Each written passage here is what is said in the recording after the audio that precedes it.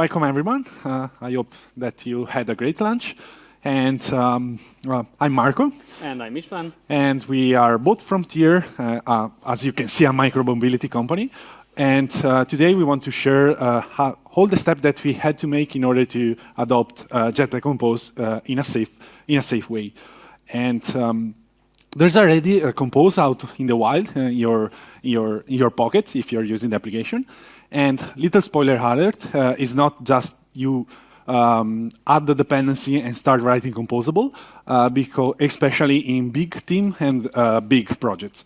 I hope that that's the way, but that's not. But yeah, little spoiler for the rest of the talk. But before moving on, let's focus a bit on the why. Why you should adopt Jetpack Compose if you still have an application that is perfectly working with all your UI, fancy animation and stuff. Well, we got to be honest here, and the main reason is that we are sick of writing recycle view adapters. That's the main reason. It's so much code to write, it's boring, and we don't want that anymore. Of course, it's a joke, but it's not a joke. Because with Jetpack Compose, you write less code. It's going to be more fun code because there are nice APIs for doing animation, for doing custom stuff, way much better of just doing XML stuff. And final point, the best one is that everything is Kotlin, and so you don't need to just jump between XML teams, different boring stuff. So when we played a bit with that in personal projects, in pet projects. We saw stuff online, and we were pretty excited, like Homer here, about starting using Compose. But so we wanted to also write Compose in our day-to-day job because it's much funnier than the usual old boring stuff. But we quickly realized that we were not ready for that for many reasons. And so we couldn't just start with Compose by writing composable and having fun. The main reason for that is that we didn't have a proper architecture for handling stuff. And so let's try to focus now on what architecture we had before and still now for a lot of the parts. And what I mean by architecture here is just the view model, because this is the closest part that communicates with the UI. So it's the thing that must be on a proper shape if you want to have Compose enabled and that it's working properly. So in our view model, the first thing that you notice is those beautiful bindable properties. Because, yes, we are using data binding. And I'm going to be polite and say that data binding is not my favorite tool. Specifically here, we have the UI state split it into different bindable properties. Then we also have custom binding adapters that contains, again, UI state and some logic. And that those binding adapters are spread around different places, so hard to grasp around and find it. Of course, we have also some business logic in the XML because that's the point of data binding, and so you're gonna have a lot of fun. For example, if you want to do an AND operator, you have to escape the thing, which is why. And also, those things combined makes everything hard to test because good luck on testing something from Kotlin, something that is in the XML. And cherry on top, there are randomly tooling issues. Sometimes stuff are broken because of reasons, and the main reasons is KPT, because data binding is using KPT, and KPT is not the most wiser tool for Kotlin, because you have to pass through Java stubs and then Kotlin, so it's not. You should not use it if you can. So this is the great beginning, And by going down on the view model, we have some structure mapped to map stuff that comes to the view model and goes out from the view model. So basically, for all the events that need to be sent from the activity to the view model, we have this interface named input. And for the stuff that goes out, we have another interface for the out stuff. And in those interfaces, there are multiple RX relays. So basically, we manage data input with RX relays, and we manage data output, so events, navigation, and even some state, because why putting all the state in one place when you can put it in multiple? And so this is the way of communication that we have in our view models. And so the state is split into different places. And we also have a lot of RX boilerplate all over the place in the view model, so things are much harder if you want to change something. So just replacing the view with a compose view was basically impossible because the state is split in different places, so there's not a specific state that you can observe. And there are bindable properties, which doesn't work, of course, with compose.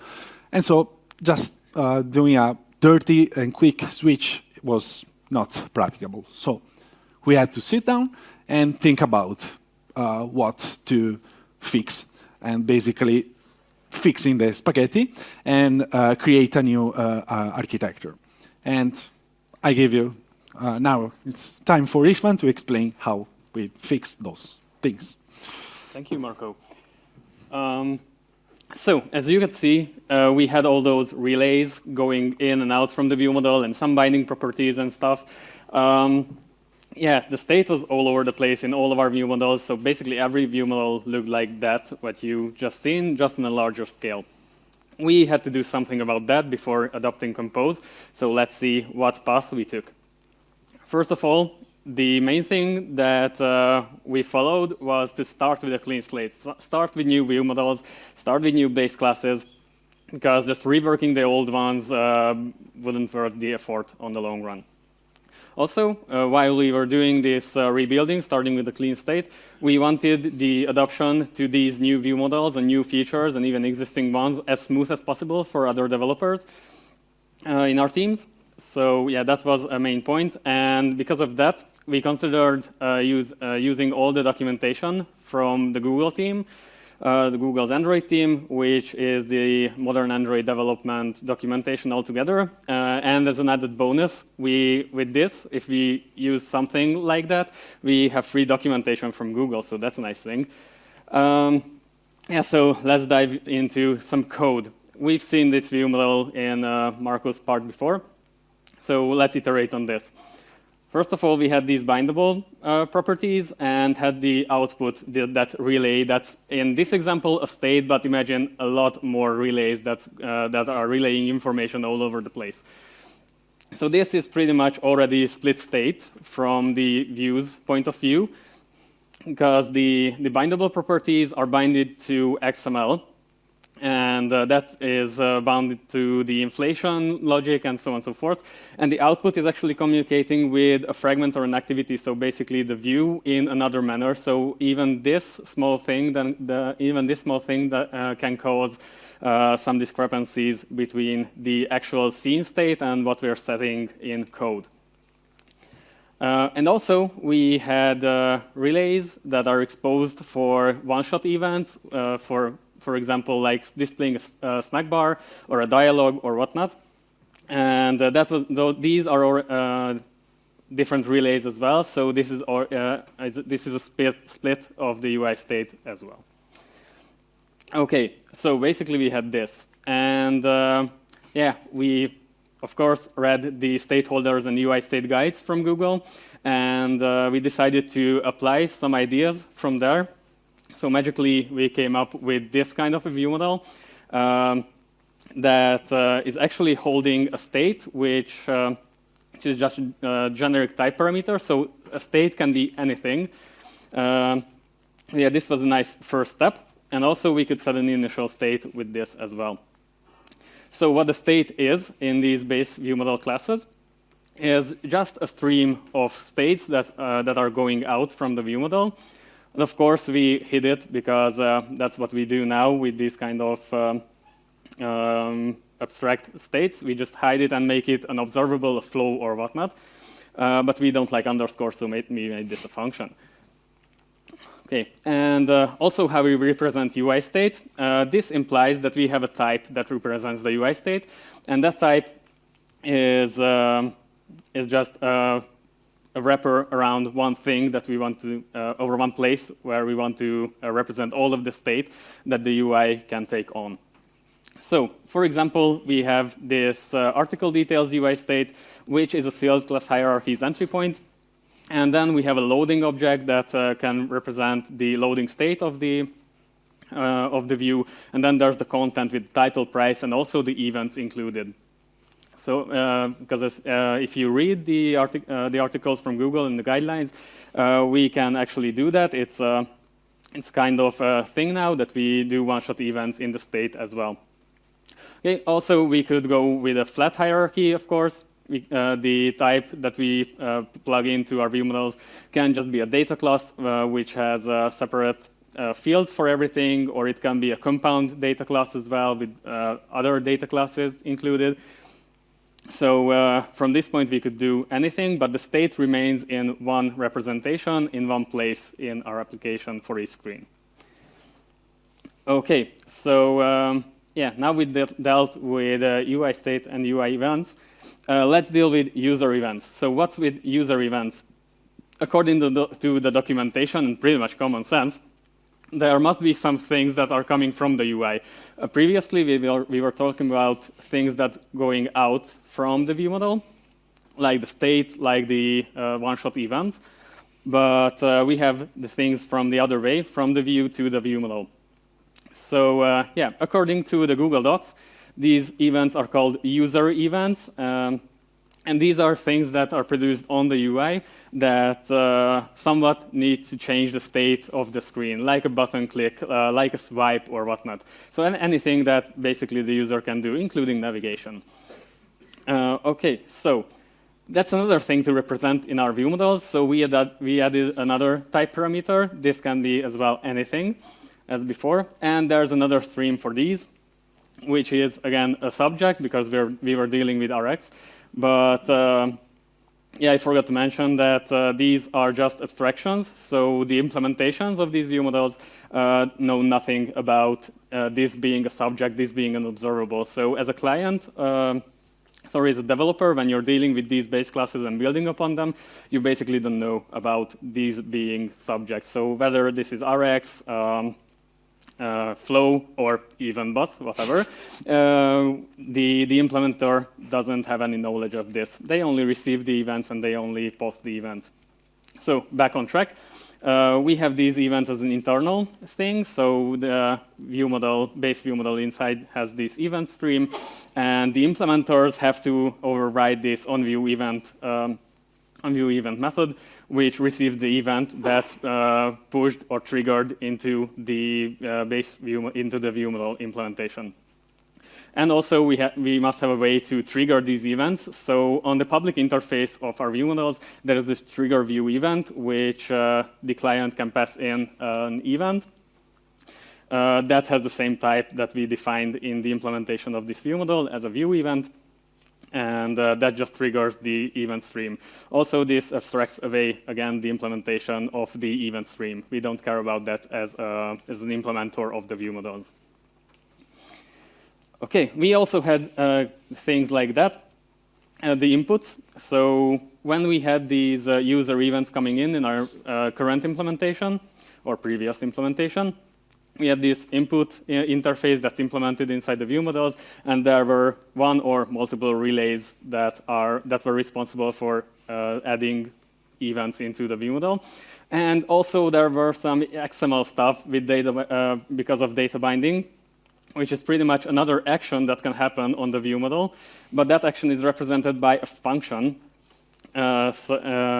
And because of that, we had just this free-floating function, or free-floating functions inside the view model. which were responsible for stuff, but in the code you didn't have any grasp on what they're actually doing besides their names. Of course, if they're named right, it's okay, but if they're not, then that could be a point of confusion.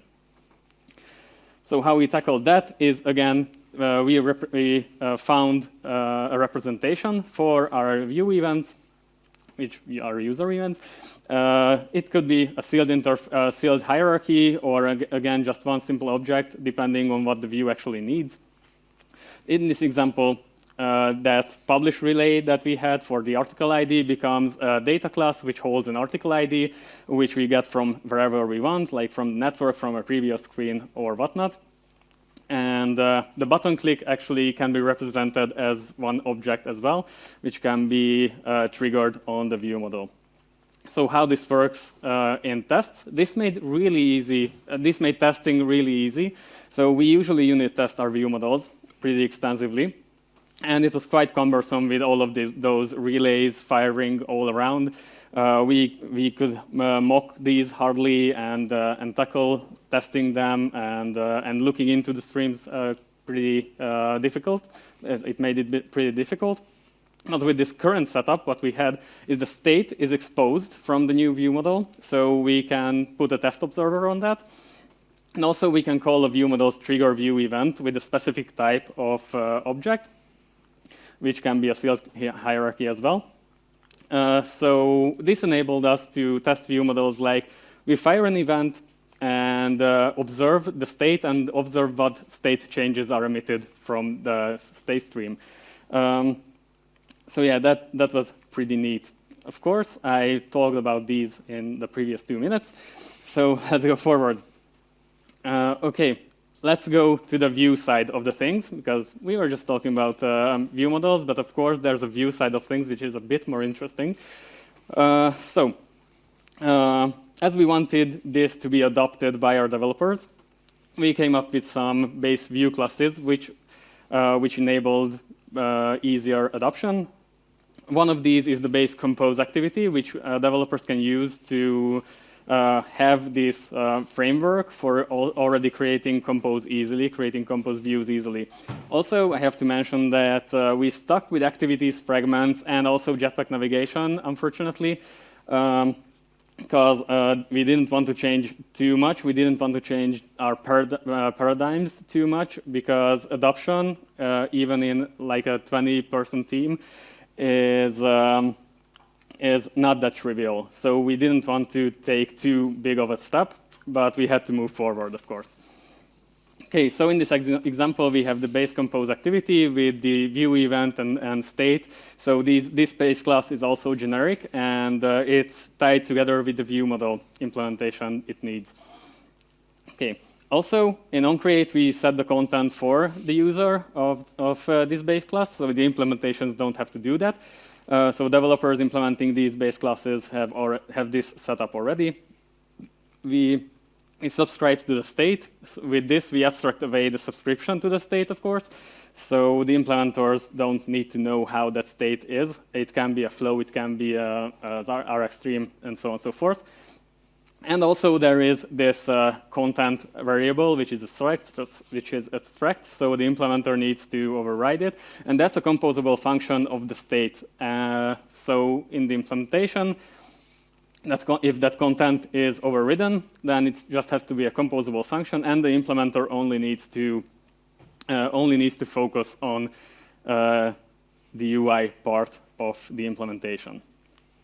And of course, in onCreate, we can also trigger a view event. So in this particular example, just to see a usage of the render article event, if onCreate is done and everything's set up, in this activity, we can trigger a view event on the view model, which starts the loading of the article with the ID.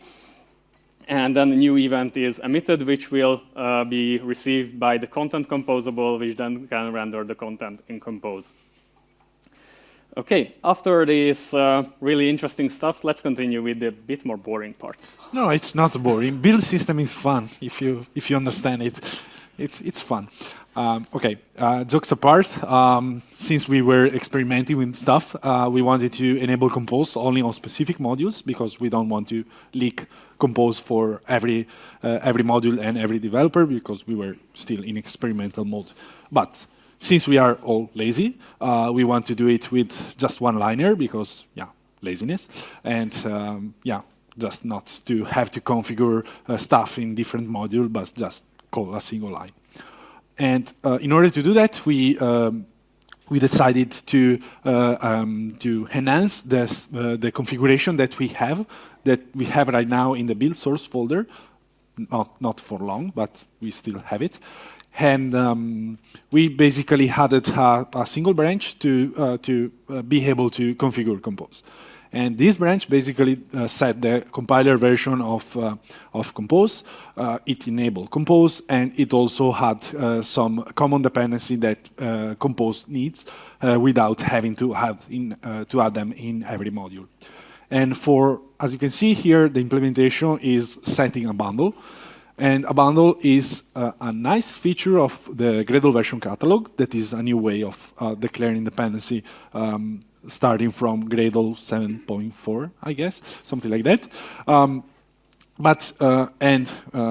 Cradle version catalog, you can define your dependency in a TOM file, but the best feature, in my opinion, are bundles, because you can just define a set of common dependency, and so you can just implement that bundle and not 1,000 different variation of dependency that you need. So again, laziness as a service.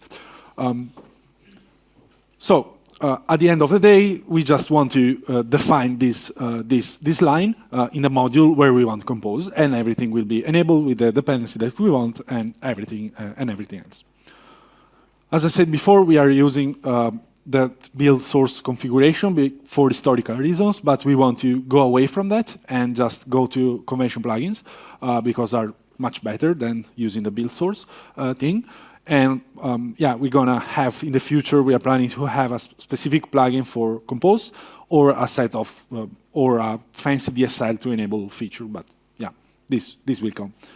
And another thing that we want to do is using the Compose bomb. That is a new feature like the Firebase bomb.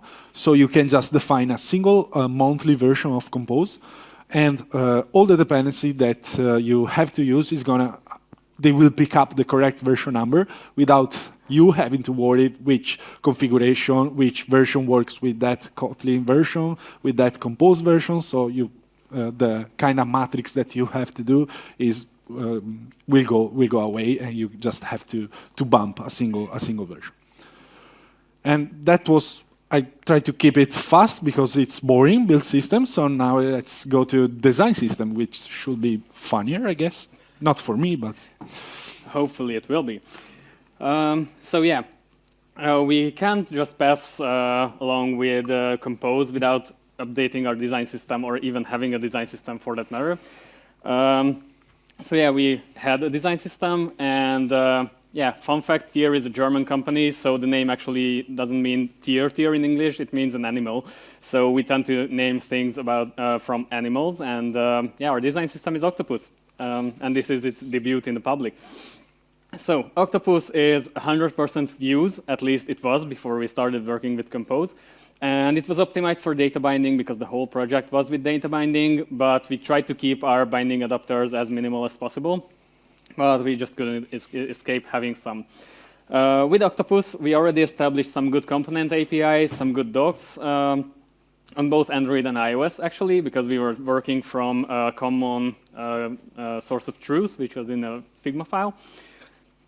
And yeah, what we did with Octopus is we made it really easy to use with views, but we didn't take into consideration how it would perform in Compose or what things it would need to be updated in Octopus to have it compatible with Compose the easiest way possible. And of course, being a view-based design system, the maintaining of it wasn't much fun. For example, this is a simple button with a loading state, so nothing fancy, but it already required a KT file with Kotlin code, with some special parameters and extra interfaces for a constraint layout, for a button, for a loader component, and whatnot. And because of this, we had an XML for the layout of it, and a stylable for some custom attributes, which is another XML, and a drawable for the background, and also supporting dark mode, and so on and so forth. So it's pretty cumbersome to just keep this one simple button in check. And we had a lot of other components as well. So everything, every component needed something like this multiple file hierarchy. And also, because we were dealing with the view system, which is kind of old, like 10 plus years old, we had to circumvent some problems while we were implementing it. So for example, staying at the buttons example, there are some setters that you get from overriding or extending a button, like a material button. But those setters, if you want to do some custom things with them or you want to disable those setters, you pretty much can't modify their visibility. So what we had to introduce to tackle this is like this Boolean variable that is only true when we're setting up the button inside the class, and then we set it back to false, but then the interface will still be cluttered by the default things that are provided by the views. But they won't do anything. So it's kind of cumbersome. You can call some APIs which don't do anything because we just don't want them to do anything. So that's obviously not nice. So, okay, with the basics out of the way, let's see what we did about Compose and composifying Octopus. Okay, we identified two possible approaches that we could take with Octopus in the direction of Compose. And one is like just use our existing views, use the interoperability that's provided with Compose, and just use an Android view. Wrap every component of ours in an Android view, which is actually not really nice because we have to duplicate the interface in the composable. So pretty much we have to add all those parameters and still call the setters on the actual view that we implemented.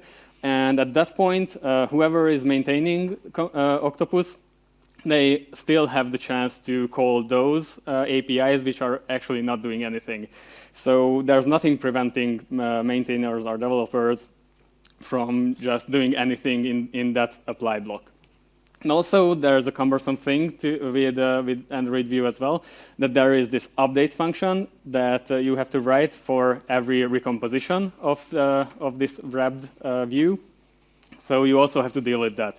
Actually, with this, you're dealing with the view 2 times. So this is not really helping the maintainability part. So we didn't go with that, surprise, surprise.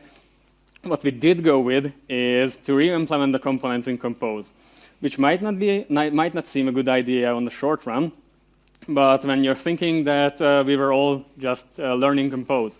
So by implementing these APIs, which by default, by design, were done to be used by other developers, so pretty much like the foundation APIs of Compose, we could learn a lot from re-implementing these components, and re-implementing we did.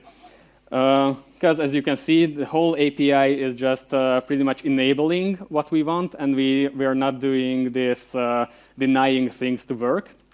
The API is clean, and the implementation is pretty clean as well. So keeping Octopus, keeping that primary button in scope, we just had to do a box, some theming, a button, and the loader if it's in a loading state or not. So it's pretty straightforward. Kotlin only, no XML involved, and it's pretty clean, like 1/3 of the code needed, and it's pure Kotlin.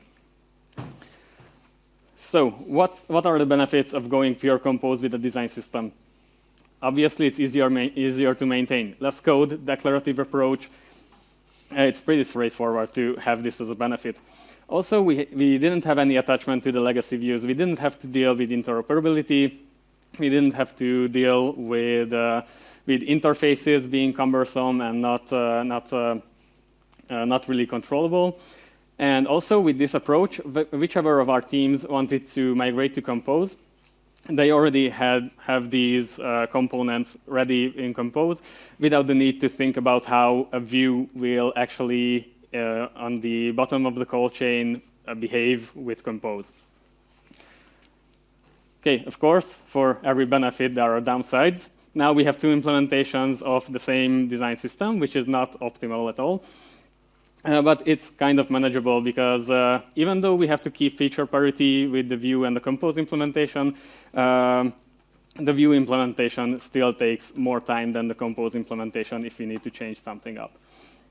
And also some APIs of Compose which we had to use are still experimental, like bottom sheets or anything from Accompanist, pagers, and whatnot. But we decided to go with these anyway because, yeah, they are quickly approaching stable state. And what are plans with Octopus? Our plans are going Compose first, of course. That's a natural evolution of this path. So what actually we're planning is that we want to have the Compose implementation as a first-class citizen in our design system. So on the long run, we will do exactly the opposite. That was one of the options at the beginning. We want to backport every Compose thing, every Compose component to Vues. So slowly we will test our Compose components with the Vue interoperability, which is much less cumbersome than the other way around. Also, we want to eventually have as less XML as possible and have most of the things in Kotlin, which we obviously love. Okay, so we were talking about a new architecture. We were talking about a new Cradle setup, a design system, a paradigm change, and whatnot. But obviously, our 20-ish developers weren't all involved in this because they had to work on features. So a few of us started the whole thing with some experimentation on how we can improve the architecture, some experimentation on changing screens to Compose, which were as close to unidirectional data flow as possible, which were quite a few, as you can imagine. But there were some. And also some theming experiments with Octopus, some component implementations. It was all part of some experiments. Of course, some of us really enjoyed these experiments, so sometimes we had to struggle a bit with management and PMs, but we managed. So the other thing is that we reached the point where we could start teaching this thing. We could start onboarding our developers who didn't have the means to get these experiments running. So what we had already established is the Android Guild. The Android Guild is pretty much our knowledge sharing sessions name.